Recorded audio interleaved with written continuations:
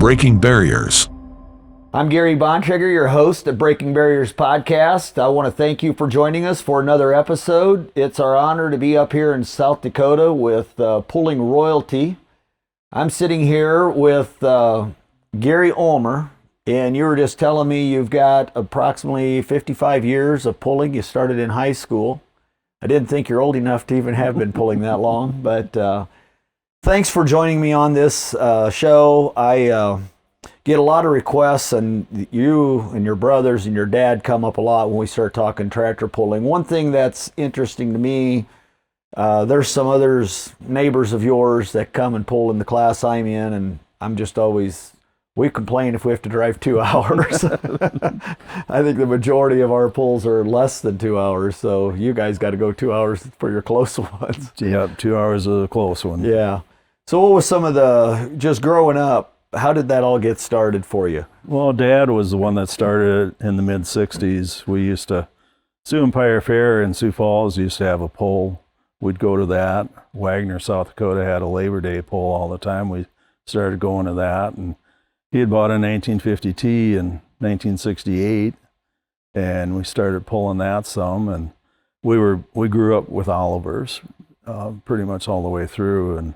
And then when they started a pull here in Menno and stuff, yeah, it was all farm stock stuff. Right. And we had a 1600 diesel. I used that for a few years and kind of went from there. And I'd gone to school at USDS in Springfield for diesel mechanics to start with.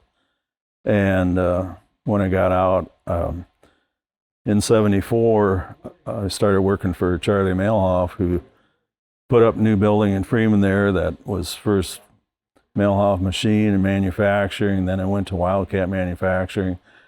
In time, it ended up, right now, it's owned by Vermeer. Oh, really? Yes, in Freeman there and stuff. I had worked there like 14 years, and that's where I learned to do a lot of the machine work and stuff. It was all manual lathes and stuff back then. You guys really build a lot of your own stuff up here. We try. Yeah, it's probably it's easier because of the distance, and you can ship things, but you can also kind of adjust and keep people from knowing what you're doing. We don't have to depend on somebody else trying to get us the parts. If we don't have them, it's our own fault. Right. So. How long did you guys, and when you pulled that Oliver, I guess, any modifications or just pretty much took it out of the field? Started out of the field in 1950T. We ended up going to the bigger fuel pump and put a T06 on it and stuff. And that lasts until we start blowing the head gaskets out. And Dad got into it about so far, and he says, no, I'm not going to do this anymore, you know. And in the meantime, when they got started there too, there was Dad and Kurt, and there were seven people initially build the transfer sled. Oh, really? Called the Cannonball. And I bought in on it later on when one of the guys wanted out. And so besides pulling the tractors, we ran that around here for numerous years too. We had it until 85, I believe. I think it's still up in north central Nebraska. Out oh, really? Atkinson area, I think. Okay. But yeah, so. Being used yet? A little bit, I believe. Was it like a wedge type sled, or was it like the newer style that we have now where they're flat? And it went up. I mean, we patterned somewhat after the Hooterville trolley. Okay. If you remember that back Yes. in northwest Iowa.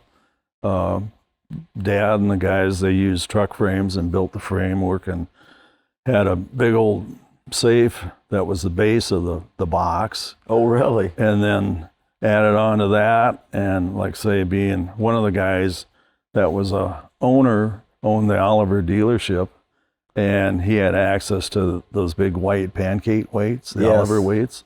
They were like 135 pounds a piece. We would bolt, I don't remember, I think it was 5, 6 of those together. It might have even been more than that, but we had slots on the side. We'd keep adding those on the side Just all the adding time. them in, and that was your similar to what they're doing today. Yes. Then, just a good chunk Yep. of weight to add. So you guys, like, did you follow a certain organization around, or were there just a lot of brush pulls at that point? There was a lot of brush pulls. Did you run the sled some? Yeah. Okay. Yeah. Later on, I had bought in too and was helped run it. I mean, we were probably at the peak. We were doing 60 to 70 pulls a year with that. Oh, wow. There was sometimes there was 2 Saturdays, Saturday afternoon, Saturday night, if they weren't too far apart. You'd try to work them all in. Yeah. Interesting. Yeah. That thing in use yet today, that sled?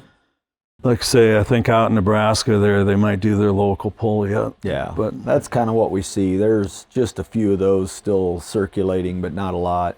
yeah. Going from the 1950 and the 1650 and some of those, what was the next step for you to get into tractor pulling? Well, Mark kind of took over on the Oliver side and was working with the 270 sheet metal Okay. and stuff. And we do a bunch of machine work. I mean, we've tried a lot of different things through the years. Right. You got to be friends with Ed Dreesen, and Okay. you know, everybody talked back then what was working and what wasn't working, and you know, the bottom line was there just wasn't a lot of life in that engine. Right. I mean, the head flowed very well for Right. back in the day that way, but yeah, trying to keep it all together. I mean, we'd taken some rods and welded in steel between the bottom and the top to beef the rods up and some stuff like that. And we'd put a series pump on it. Made the drive coming out the side and all the stuff. That wasn't very successful because we didn't have the injectors opened up far enough, ended up breaking the block actually before we got done. So there's been a lot of education coming out of this shop. Yeah. Well, that's kind of what builds everything. I mean, today we've got a lot more reliability, but it's you guys and a lot of people like you spent a lot of money and time trying to get us there. The fact is, Oliver in itself was very, forward-thinking tractor. It's too bad what happened with it eventually because, transmissions and six-cylinder motor and just so many ways they were so far ahead of so many. But what'd you guys transition to, or were you part of that, Oliver, or not so much? Just helping. Just helping. And then when he started on the first international, just. Most of the time I was helping with Mark with a lot of that stuff. Same thing with Kurt and the mod tractor. When they started going multiple engines, I built the transfer case for them and some stuff like that, and drive shafts. Whatever we needed to do, if we could do it, we did. So, and you were doing that. You had worked at that company to do. So you had access for all the machining and. Yeah, it was all manual stuff, just regular lathes and mills and stuff like that. But we got at one point in time there. Of course, Mark was hooked up with Gerald Grimes and Joe Bush quite a bit. I was making some input shafts for the John Deeres. I was making input shafts for the Internationals and stuff like that. Yeah, we're pretty much just taking 4140 and machining it, sending it in, and having it heat treated and going from there. Okay. So, you eventually got into pulling yourself though and having your own tractor. Did that happen after the sled kind of went away and you weren't so busy with that? Yeah, there was pretty good spread in there because we ended up in the 80s. I got involved in snowmobile drag racing. Oh, really? We started. Due to the lack of snow, and at least back then it seemed like we had ice most of the time, there was a group up around Sioux Falls that had been working for a while, late 70s, 80s there, that kind of died off, but some of the towns still had them, so we got them back together and actually formed an association, and we were doing ice drags for quite a while, just in the state here pretty much. Right. And then got into the mid-90s, and when the grass drag started going, we were doing that too. And then the manufacturers went and pulled their support from the ice drags. Oh, really? And threw it to the grass because the grass was coming into the season, where by the time we did ice drags, it was usually January. So that season was basically over. So we got going with that and started running. There was a circuit further east here. That was Iowa, Minnesota, Illinois. And we ended up running some of that. Ended up being one of Yamaha's A teams in the Midwest. Yeah, Hawks out of Wisconsin, Jerry Fix out of Minnesota, us out here were the Midwest or the Western A teams, and we did that until 2008. Oh, really? And then 2009 was the last year that we actually did much grass dragging. You just kind of got out of it? There was no support in it anymore. Oh. And for us, I mean, at one point in time, you talk about 200 miles be a long ways. We'd go to Grays Lake, Illinois. It was on the west side of Chicago. Right. It was a 2-day event, so that was always better. But we'd get done by 2:30 in the afternoon and pack up, and we'd get home by 1 o'clock at night yet and go to work the next day. So, but yeah, once the manufacturers pulled the support out of it, we couldn't afford to do Right. it. You know, Yeah. so Gets to be a different deal. It's interesting when I talk to a lot of tractor pullers, a lot of them were involved in other types of motorsports, and I was no different, you know, motocross and yeah. derby cars and you name it. Another guy, and I wonder if you cross paths with him, but he's still doing some of the drag racing, is Denny Kai. If you knew Lanny Kai back in the day, had a 2-engine mod. Yeah. His brother Denny had, I think, as well, had a 2-engine mod at some point. He's still into the drag racing, and I don't know if he might have come into that after you guys were kind of phasing out, but I think it's something he does with his grandkids some. Sure. But so yeah, that was 2011 is when we ended up buying the Atnip tractor. Okay. And brought it back and tried rejuvenating it. That had a Staub head. It was one of the first heads that had spark plug. Staub out of Wisconsin. Okay. It wasn't a very good design. I remember Dennis Goodwin telling me, you guys will never get that head to work. Well, we did get it to work about 2 runs a year. And that was an alcohol tractor, yeah, right? It was alcohol. It still is, isn't it? Yes. Yeah. Yep. Well, It those was- early Alkies were a little tough, and I don't know if it Yeah. was ignition was part of it too on some of those, I think, getting them to light. Yeah, it was well, it still is. I mean, Alan calls the tractor never enough now, but as say that we're going to rename it the Educator.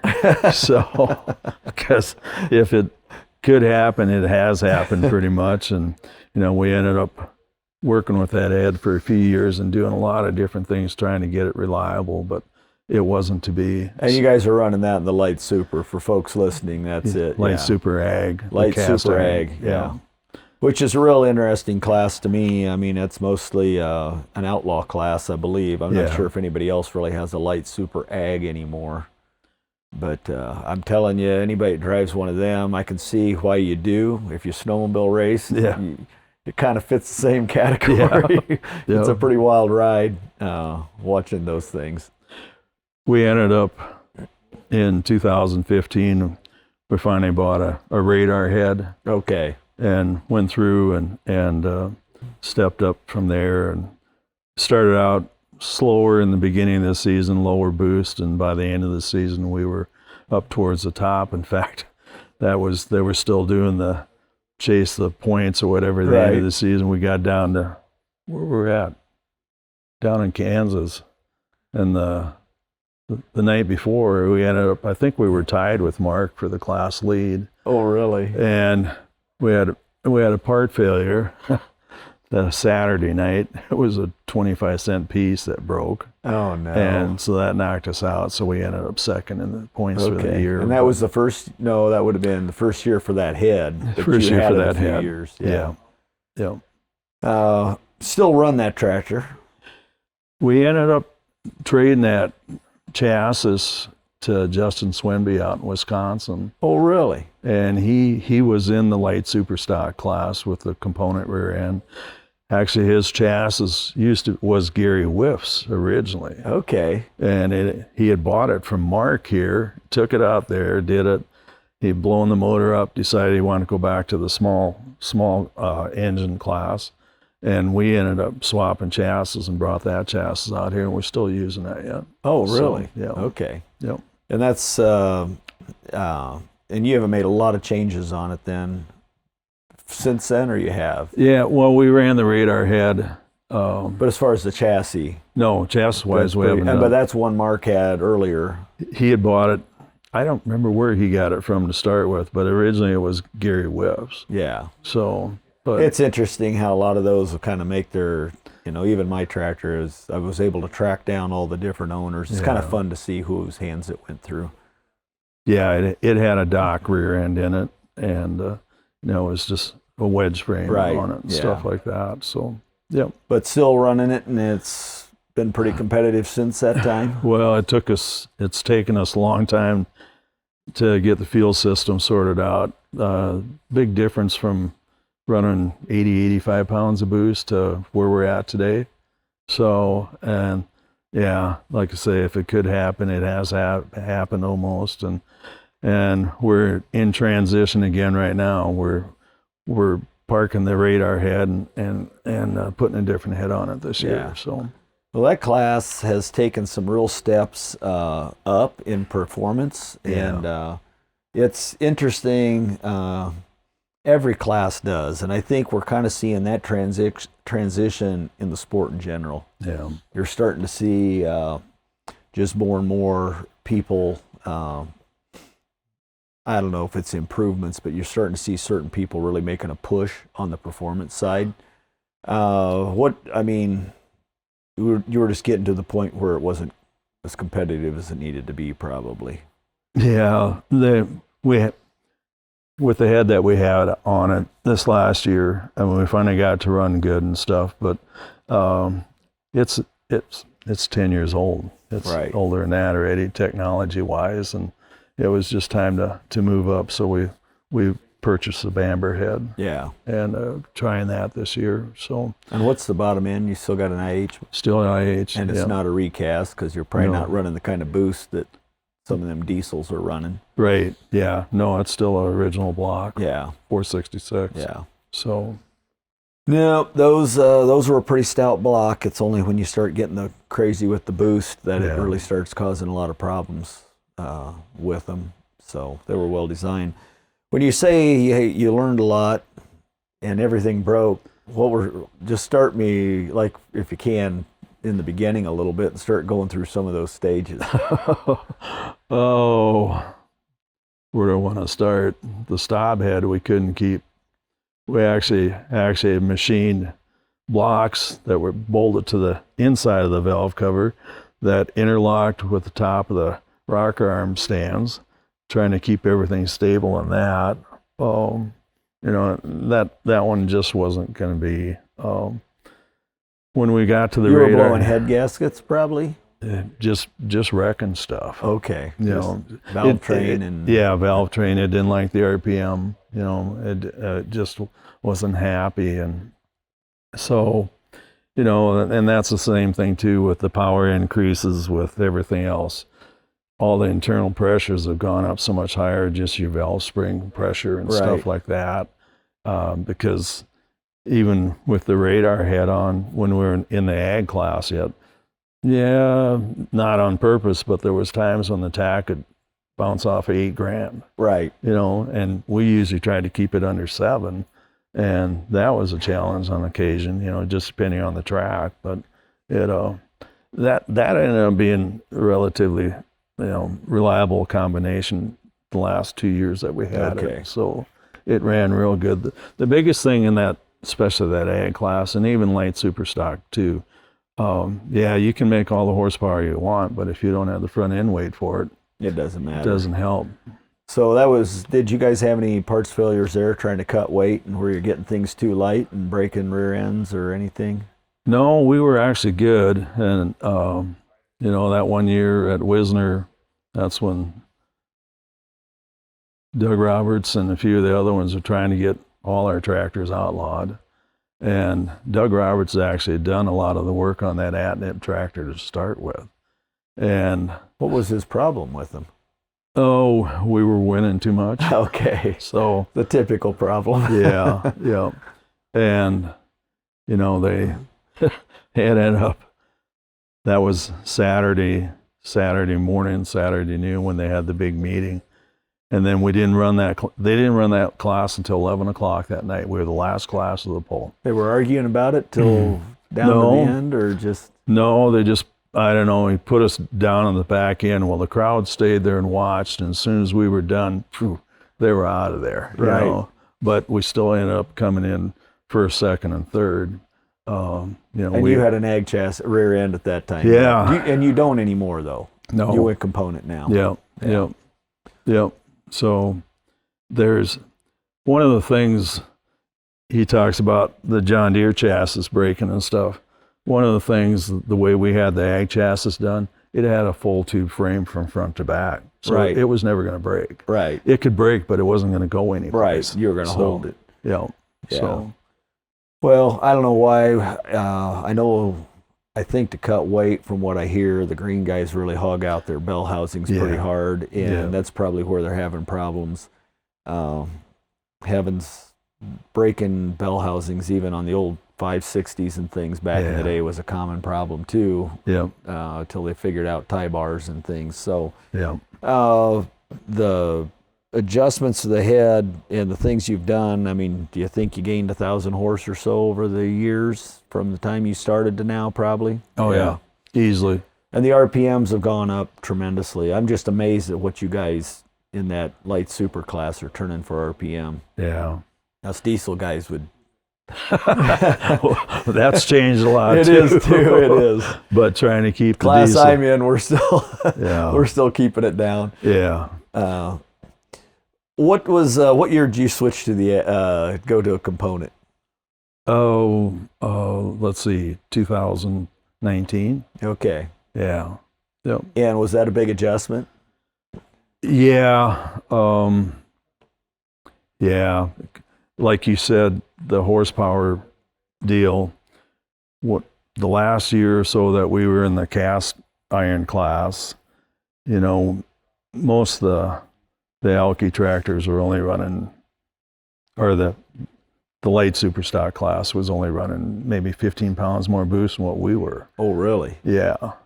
And now, from back then, it's gone up 35. Yeah, it's gone up a lot. Yeah. So. Well, I don't know really anything about the alcohol other than watching them run. I just know, I know it's. Some of the guys that I interview tell me that the cost is lower from a diesel, like because your pumps and turbos tend to live. Well, you don't have the pump; you got a different setup, and then your turbos are going to live longer because you're not running the boost. I think then you touched on the other problem is the RPMs you turn. Yeah. And so that surprises me that you're still running a stock block with that kind of RPMs, but you're also probably running a billet crank. No, you're still running just a balanced stock crank. Yeah. Yeah, it's a 414 crank. Really? Counterweighted. Yeah, okay, that's interesting. 414, but you could get the RPMs that way. Yeah. Got to keep the stroke short. Yeah. Interesting. That's amazing. But then your rods are aluminum. Yeah. Big aluminum rods. Yeah. I was down when I was down visiting with Brian Connors. He had a set he was just finishing up sitting there, and I know there's others that build them too, but I'm like, my gosh, you guys got some meat on them. Oh yeah. This past summer, there's been a diesel guy that I know tried some aluminum rods, and it just wasn't working out for him. Yeah. And I don't know that we can see it in diesel. I think probably compression and things are just it's the volume of the boost. What some of the any major breakages and things that happened that were spectacular, and even some that maybe weren't? What were some of the breakages that you learned to have outside of just valvetrain and heads? I mean, were there? Yeah, for the most part, I mean, we've scored a piston here and there, but nothing. Lifted the head a little bit where it torched it some, which the radar head was actually a flat head. It had no chamber, so initially, like welding it back up and stuff like that, I could do that myself, so that wasn't so bad. So you just kept fixing it. Yeah, yep. We're still using it. We had a rock arm shaft that broke last year, the weekend before the last, and we had to go in and do some repair work there and stuff. Right. But nothing major, no fires. No. I see some of that stuff some of those guys end up with some pretty crazy Yeah. situations. What'd you guys do with the ag chassis? Just parked it? Yeah. Yeah, it probably is. That class, where do you think the future of that ag class is going to be at some point? Well, in this area, there's still a lot of support for it Right. yet. I know some of the towns have talked about dropping that class, and even Wisner was one of them last year that wasn't going to have that class. Well, you guys sit down and look how many people in that area run that class, and how many people you're going to bring in to watch. Right. You want spectators, you got to have something that the people, they know the tractors and stuff like that too. So I like diesel, yeah. but having said that, there's a couple of classes I like to watch, and one is the minis. You just don't know what the heck's going to happen with the damn thing. Yeah. And the other one is that ag class, because they're really pushing things. And as long as they're comfortable getting in the seat and understand the risk of, things happening, that's, I guess that's to them. I mean, we don't want any of the spectators getting hurt, but I think too, they put on a good show. I mean, it's pretty amazing. Yeah, right now, like last year and stuff, there's a pretty big spread in the class. It's and that, I guess that's been that way since we were in there too. Once Mark got going with the weapon and we had ours, and especially when he ended up with Haley's Comet, too. Yeah, there was a big spread between the top and the bottom. Right. And so the crowd loves seeing the top end. The last pass we made on our ag tractor was at Kansas State Fair. And where's that one held at? South Central Kansas. I forget the name of it. Not Hutchinson. Yeah. Hutchinson, Kansas? No, or is that doesn't Garnett? sound right. Garnett has one, but that's not a state fair. That's not it. I forget. Anyway, that's fine. If somebody knows, just let us drop it in the comments. I'd be curious. But that day we were down there, and the guy out of Missouri that won the class points for the season, he only had a twin charger deer and stuff. He had 323 feet or whatever. And so Alan, he goes, we're going to put on a show here. So we sit down. That's the thing with you alcohol guys. You can tune them things in pretty hard if you want. Our ag chassis was pretty simple. We only had 2 gears. We had reverse and forward. Right. Because it was direct from the motor right to the rear end. And, he shut it down at 437 feet or whatever it was, 425, and he'd gotten up to 37 mile an hour, which, my gosh. Talk about some of the stuff with horsepower. That's the one thing, working with the other people, some of the classes and these guys, that they want bigger chargers, this, that, whatever. You know what? The sled's only going to let you go so fast. Right. You can add 500 horse. What do you get? 2 more blocks. Right. They're gonna adjust it to where it's there. It happens no matter what class it is. Yeah. They're gonna stop you. Yeah. You might get a monster pass in there once in a great while, but you're gonna be pretty much that 28 to 32 mile an hour. Yeah. And it doesn't matter what class it's at. Right. The difference is probably the thing I see, like that ag class, even the light supers, I think is about as big a driver class as any. And the light pros are getting to be quite a driving class anymore as well.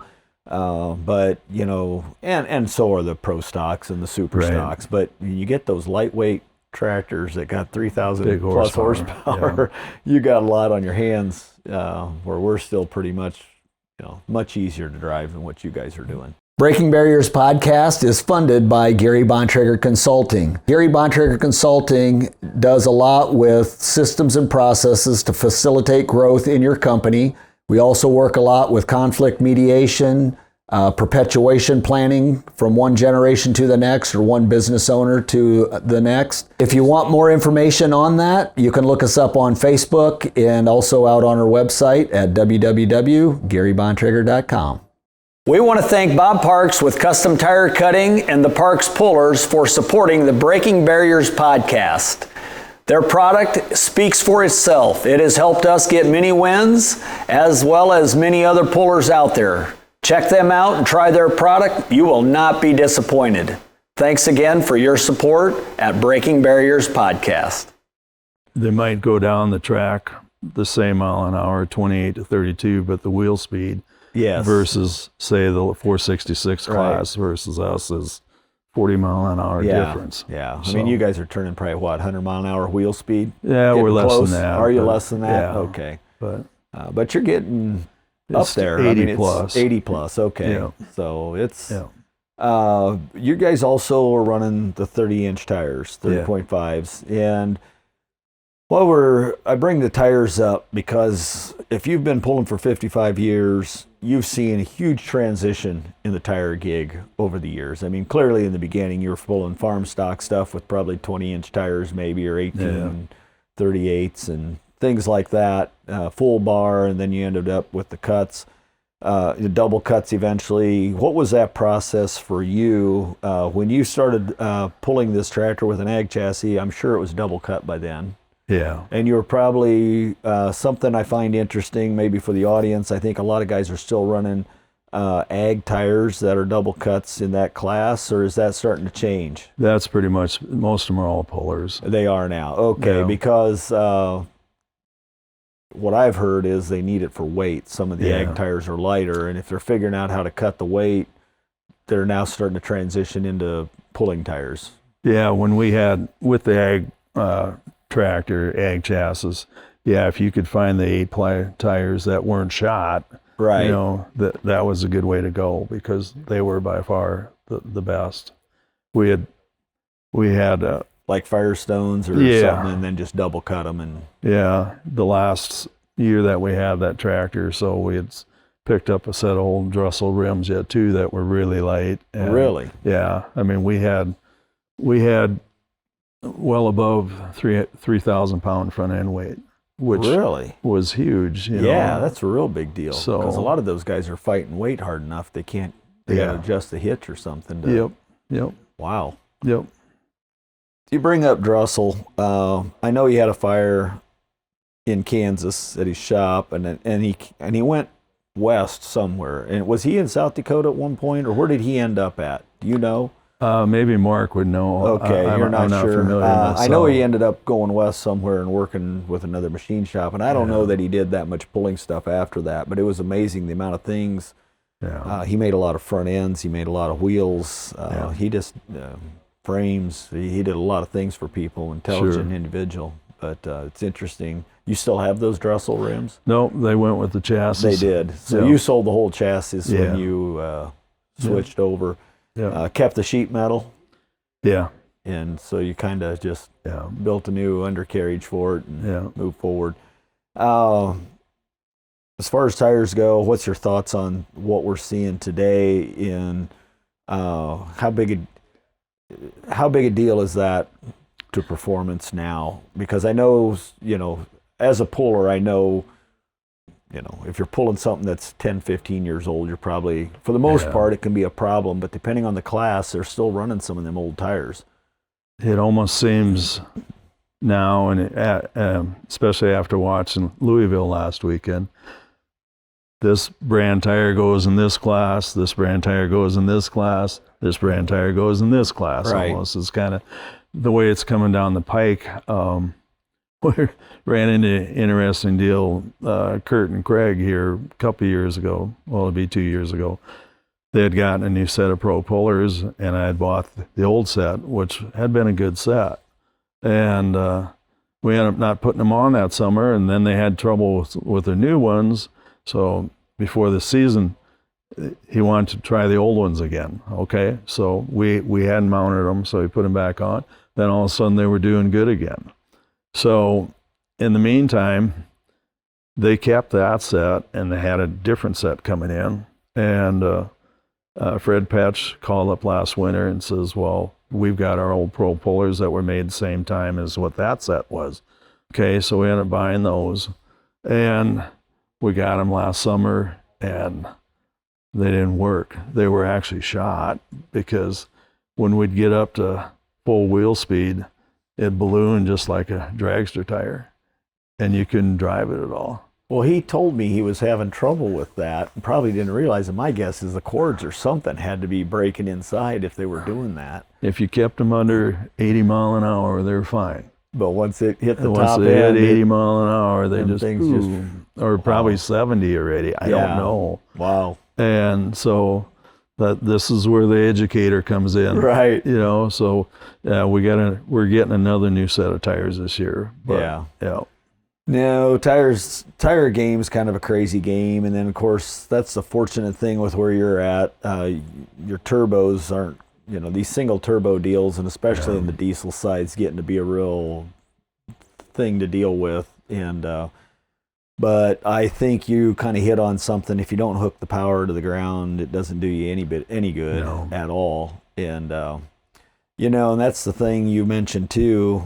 The new set didn't do as well as the old set. And gosh, it can be the same brand, but sometimes when you get a set that works, you might. It makes me nervous to switch because I've had good success with the tires I've had.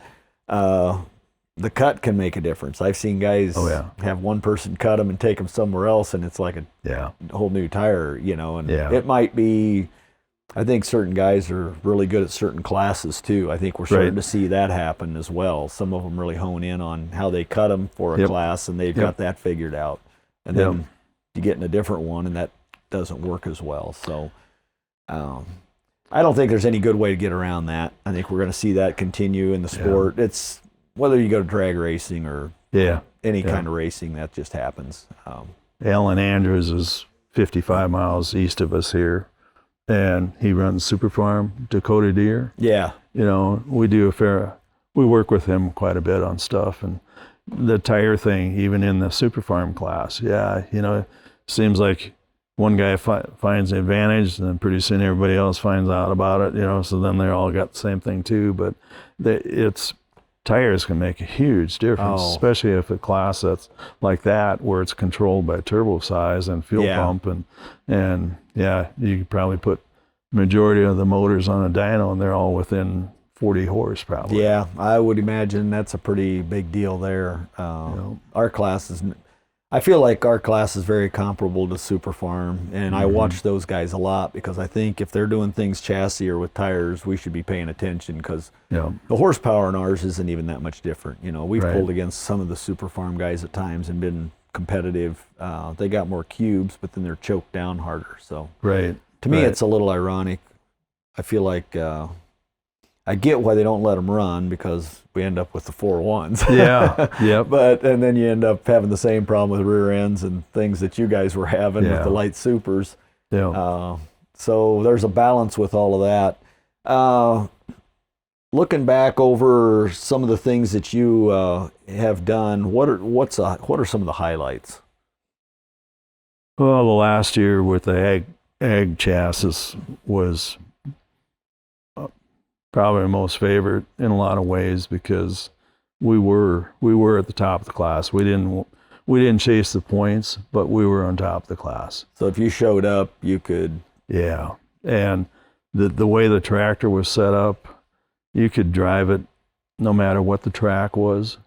We were at Iowa State Fair that one year, and track was not very good, and it took until half track before you finally opened it up and got going. We were down in... That new track is tricky at that That was facility. The old one yet. Oh, that was the old one yet. Okay. We were down in Falls City, Nebraska. That was that points deal that year too. And it had rained a little bit. And it was the same way too. I mean, you just, it was bad for the diesels because they don't have a choice. Right. And, Alan got in there and drove it out, and he'd give it a little bit, and if it broke the wheels loose, he just stayed back, and you could do it with that tractor. Right. It was, and I mean, he ended up winning by quite a ways yet that night, and that was probably my favorite year. Okay. So. Why change classes when you're on top of your game? And that's what scares me of ever doing it, because I see people that have to fight their way back up. Yeah. Because there's so much new to it. I had some people comment that way too. Surprised we ever sold that tractor. It was politics. Oh, just tired of that. It was politics more than anything else, and I can say that with moving up to the class that we're in now, that part has been fantastic. Right. Everybody in our class gets along together, works together. Yeah, you're competing against each other, but when you're before or afterwards, it's the way it should be. I got you. So, and nobody's dominating, or for the most part can dominate like you could in that class.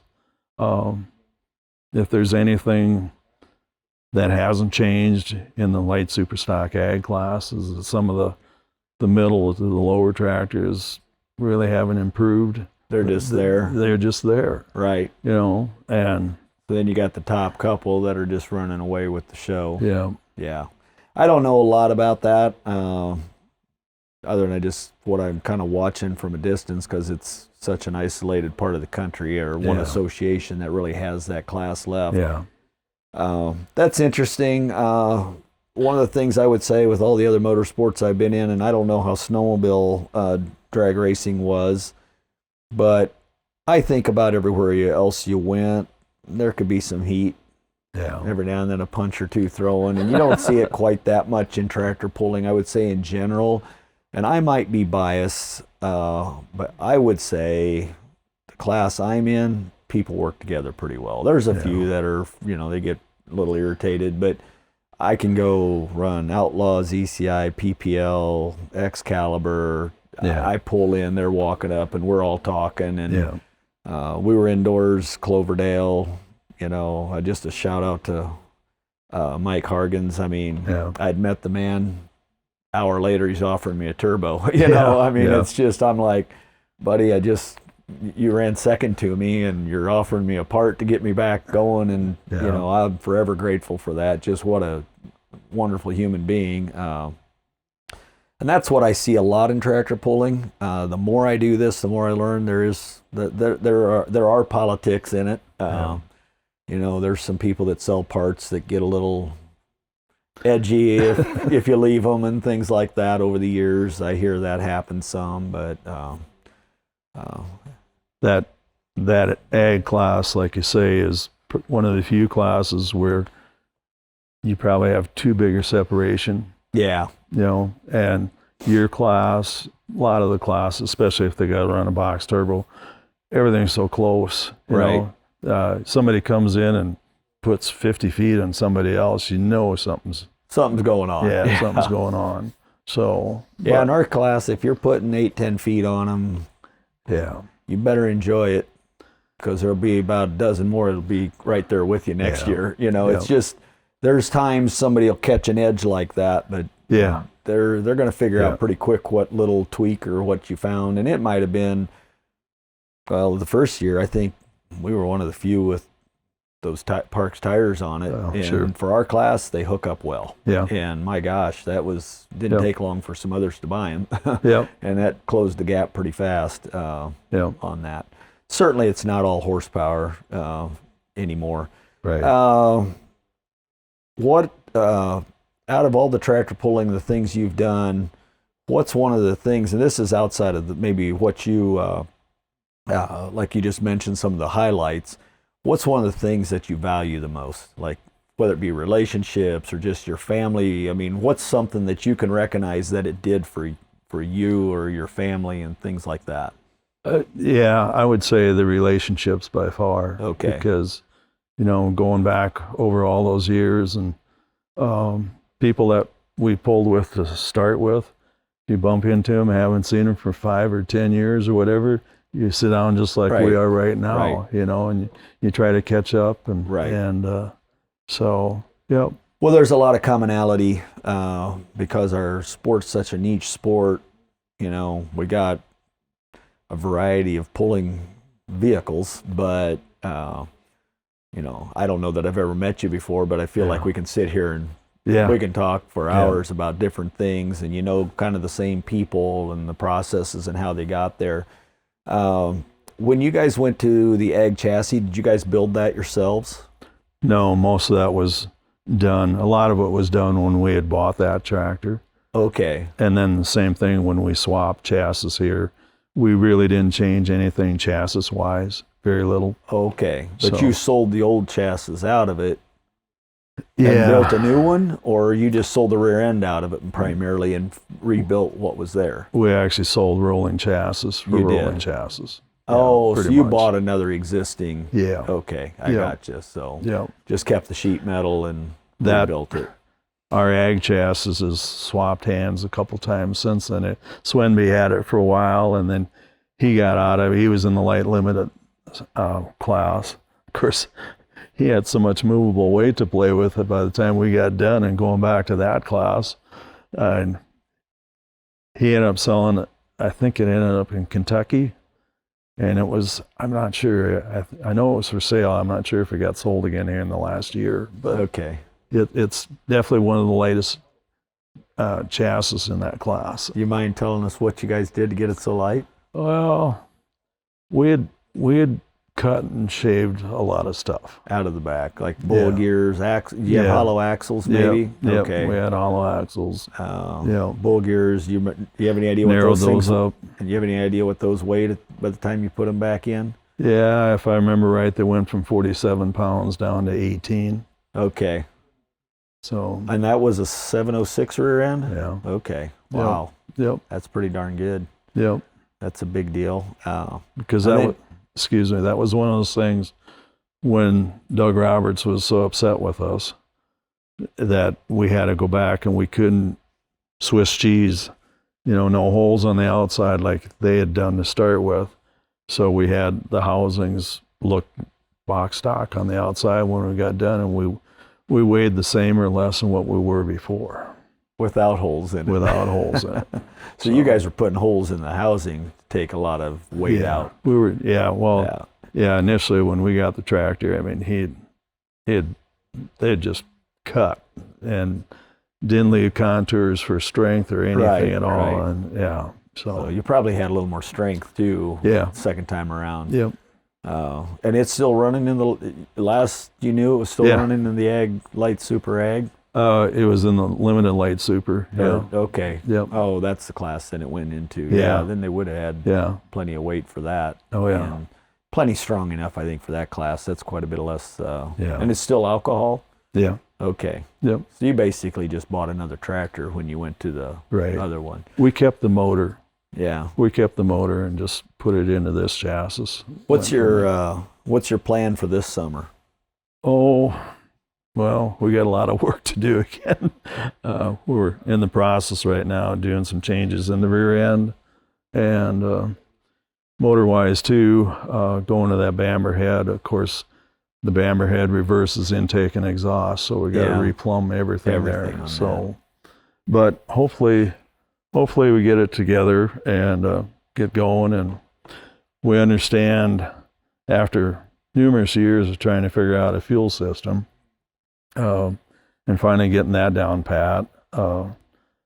Hopefully we don't have to work too many events to get the fuel right. Do on this. you build that yourself, or do you guys kind of work with somebody else in the field? Yeah, kind of both ways. Okay. So, yeah. I won't ask any questions on who and what. That's Yeah. probably pertinent information that you want Well, to keep yourself, and that's fine. Yeah. And are you guys going to run for points with the Outlaws? Plan on. Yeah. Yeah. So, and how many, you got a pretty good group in that? Like, how many tractors are showing up in that class by now? Oh, it varies on the pole. I mean, some of the smaller poles last year, yeah, we only had 4 or 5 in the class Yeah. to start with. But, the bigger poles, yeah, then we end up with a dozen there. Right. Like the end of the season at Unionville and Buckner. Unionville for sure, I think we had 13, something wow. like that, 12. Yeah. So, but, you were talking about how there's disparity in the classes, and we see that in our class some too, sometimes. And there's a couple of ways I look at that, and I guess I wonder your thoughts. It's nice to see those people jump up, and I know when you get in the alcohol stuff, I think it's probably less expensive to move up.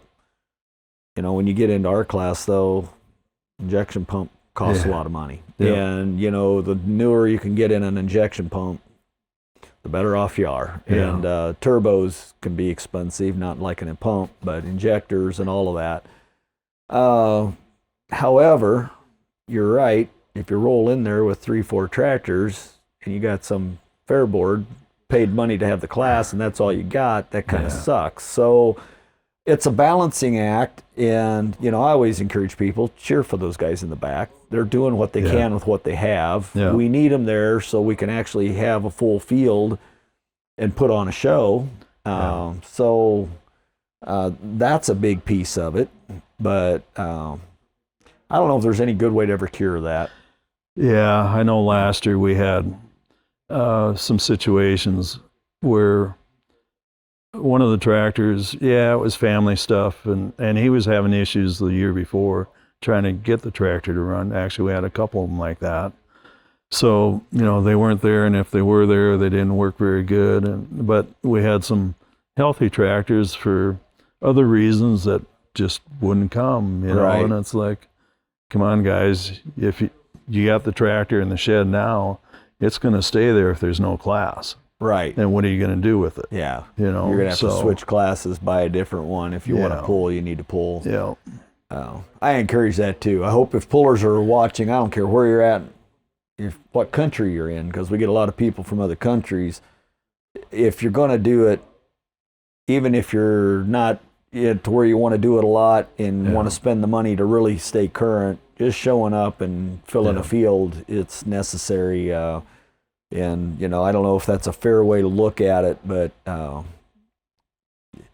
you alcohol guys can sometimes push things a little more than us diesel guys can, and still, and beyond that, you know, I talk to some of these guys, you know, we kind of know maybe the top 3, the middle 3, the back 3 or 4, you know, and you kind of, and you still kind of can compete in your own right in where you're up against. But you're right. If we don't put on a show, they're not gonna have the class back. So going back to the days when you guys, I just visiting before we got started, you guys went to a lot of local just brush pulls, I guess is what we call them, or I've had guys call them foundation pulls. A lot of those went away. Yeah. And then the situation develops of, can they afford to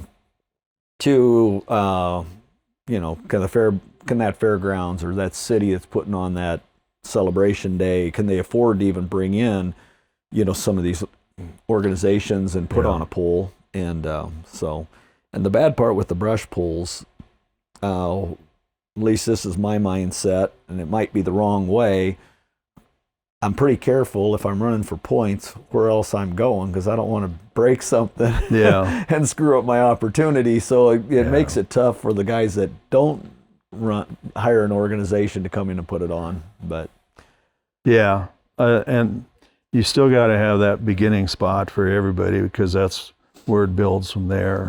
You know, it's, and no different with Allah or any other group, you know, each level is, it takes a lot of sponsorship money to have some of these polls, period. So the thing, I think, when I was on the fair board, and I probably is really one of those things that helped get me into tractor pulling at this level, was just, you know, helping build the track and putting it back on. But our goal was to get enough sponsorship to cover the pull before it started. Right. And then that way, and we did some creative things. I mean, we had a truck shop that they wanted to have diesel pickup stock pull, and of course the association didn't want to do it, but we worked it out with our insurance, and I think we had it first or last. And, you know, you always see the drive shafts and everything break on those. It's just fun. The crowd gets a kick out of it, and he's like, I'll throw money at this if we can do that. And it was good publicity, and we just do things like that to get the sponsors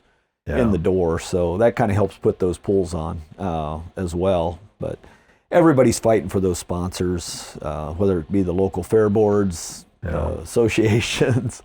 Everybody's kind of working them over, it seems like, but it's what it takes. From the changes that you've seen in the beginning, when you really got into this, maybe more mid 2010 or 11, you said, even today, What's your thoughts on some of those changes? Do you feel like they're positive, or is it just a sign of the times and business as usual, it's going to continue to evolve? Oh, yeah, I think a lot of it's going to be business as usual because your window is not that big to change a lot of stuff. Right. I think as a whole, just speaking for the Outlaw Group, they do a good job of keeping everything within reach, for trying to keep everything fair for everybody. Performance level, like we talked before a little bit, some of that, yeah, I know you can go out here if you want to, but how much time and money do you have to spend to run at that level? Right. Or do you want to stay back a little bit and just be consistent, make sure you go down the track every time? So, well, I think that's kind of the beauty of having the variety of classes and the horsepower levels we have. I feel like the sport of tractor pulling is definitely it's on the rise.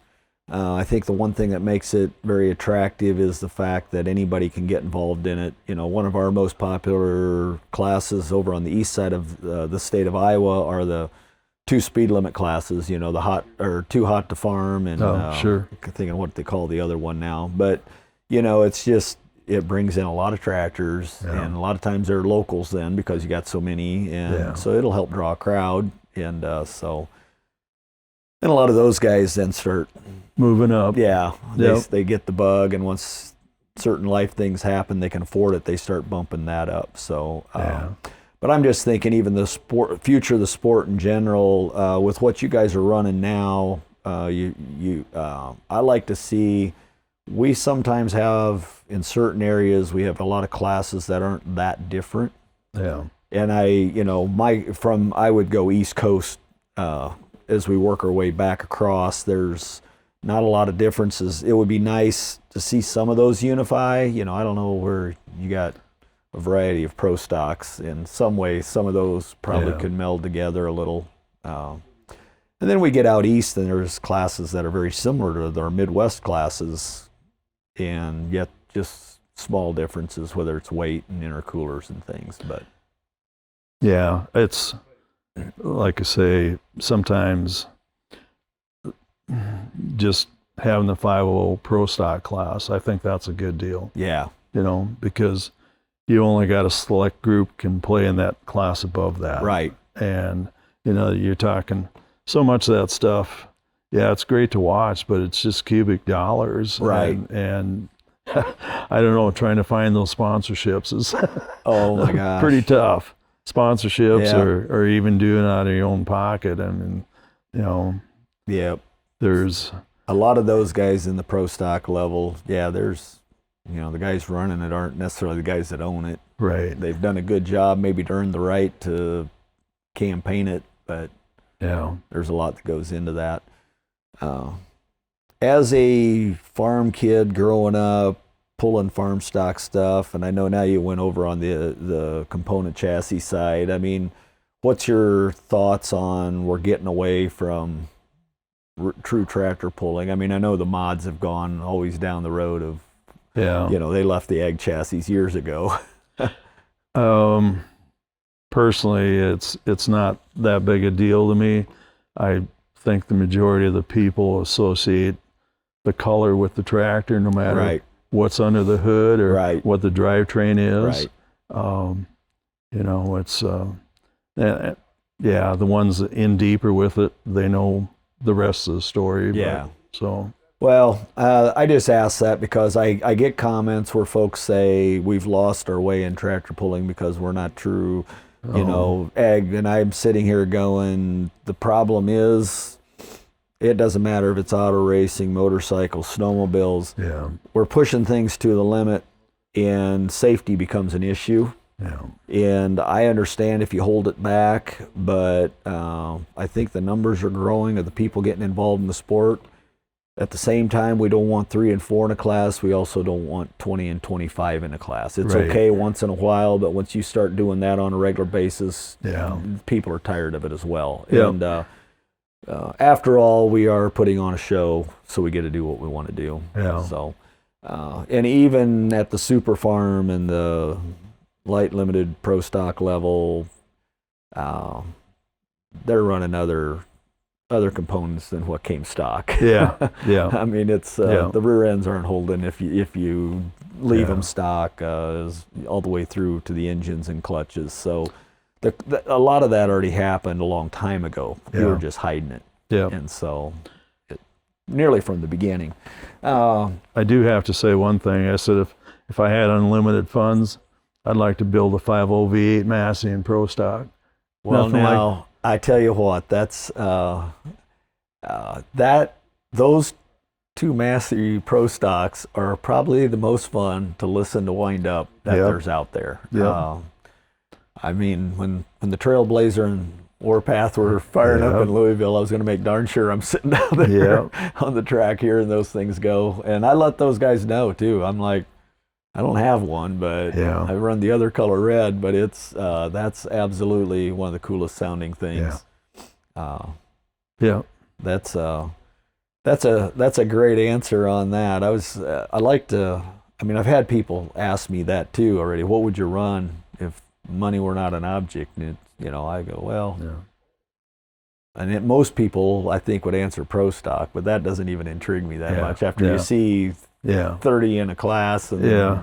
most Yeah. of them look identical. Yeah. Yeah. It's like, yeah, let's do something different. Yeah. So, out of this whole thing of tractor pulling, what's some of the greatest heartaches you've had? When's the time you went home just wanting to throw up, going, this is not a good situation? Probably that year. I'll back up. I mean, like say Mark had the weapon, we had our tractor, and then he ends up buying the Comet from Bowles at 2, and I said right away, this is not good, because you got the top 3 tractors in the class 5 miles apart in South Dakota, in Menno, South Dakota. It's just going to cause grief, and it did, and yeah, I mean, back to the Snowmobile side just a little bit.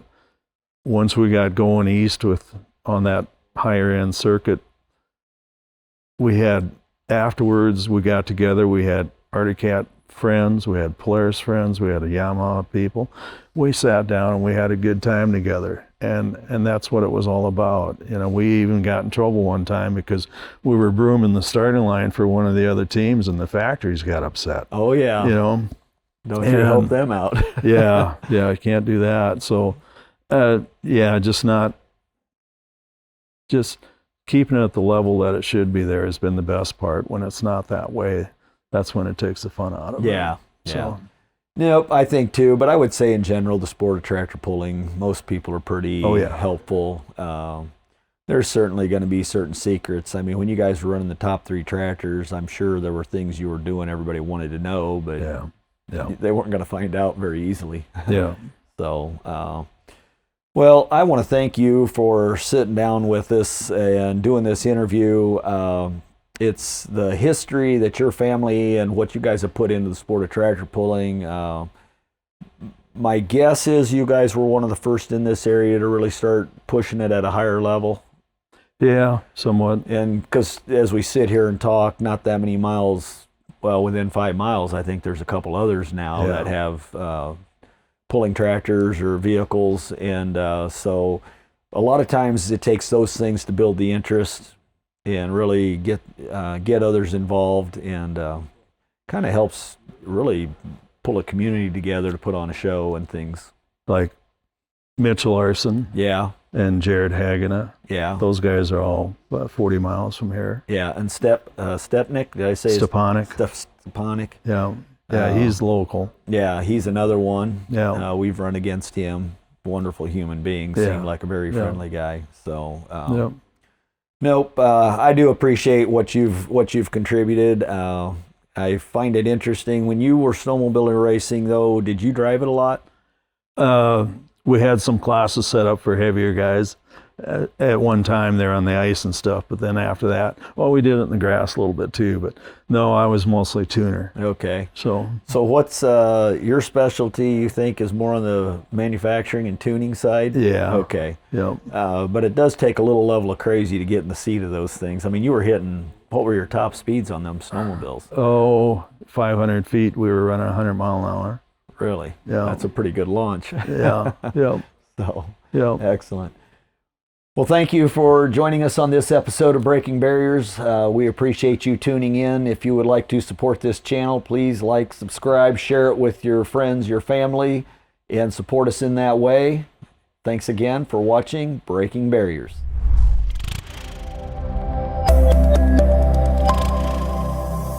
Breaking Barriers.